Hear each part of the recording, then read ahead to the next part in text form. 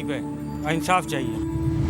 तो ये वहीं से वापसी घर की तरफ रवानगी थी, क्योंकि भाभी मेरी प्रेग्नेंट थी। एक फैमिली को जन्ना उसके फैमिली समझती हैगी, और मुझे इस चीज़ पे इंसाफ दिलाया जाए। कराची में अब तक का सबसे दिलसोज हादसा, मलीर हॉल्ट की सड़क पर इंसानियत ही दम तोड़ गई। वाटर टैंकर ने मोटरसाइकिल सवार खानदान मार डाला।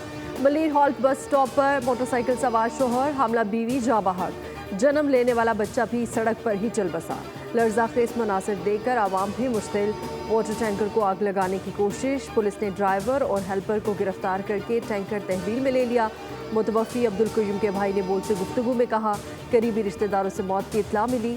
भाई अहलिया के साथ घर की जानिब आ रहा था।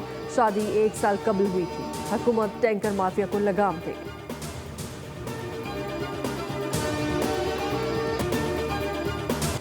कराची में 5 घंटों के दौरान ट्रैफिक हादसात में 5 अफराद जाँ बहक। कोरंगी मुर्तज़ा चौरंगी के करीब ट्रैफिक हादसे में जख्मी शख्स दौरान इलाज चल बसा। शनाख्त असलम के नाम से हुई। लांडी में गाड़ी की टक्कर से एक शख्स जाँ बहक। शनाख्त आसिफ के नाम से हुई। रवा साल ट्रैफिक हादसात में जाँ बहक होने वाले अफराद की तादाद 216 हो गई।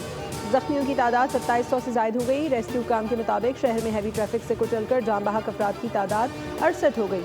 डंपर की टक्कर से 17 और ट्रॉलर की टक्कर से 24 शहरी मारे गए।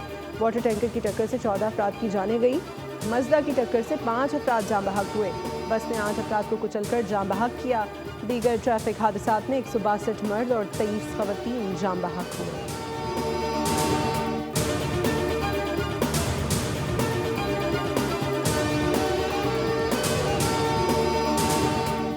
ये लावारिस शहर नहीं है। अगर अब ये नहीं रुका तो इन डंपरों को रोकने के लिए आपको ये गवर्नर डंपरों के आगे नजर आए। मैंने पहले भी कहा था कि फिर मुझे मजबूर ना करें कि मैं इन डंपरों के आगे खड़ा हो जाऊं।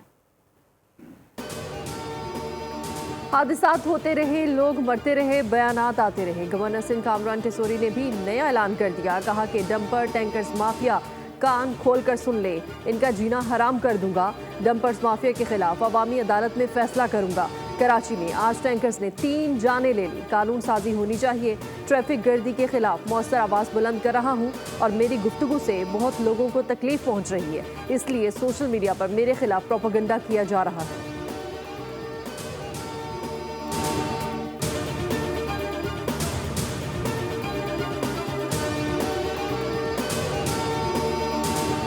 इनके ड्राइविंग लाइसेंस चेक करने चाहिए, नहीं तो फिर अवाम को खुद फैसला करना पड़ेगा। अगर हमारी पुलिस से नहीं हो रहा है तो अवाम को खुद फैसला करना पड़ेगा इस बारे में। काम ही गलत है या बंदा कानून है, पैसे लेकर छोड़ देते हैं। हुकूमत से दरख्वास्त है कि डंपर माफिया के खिलाफ कानूनी कार्रवाई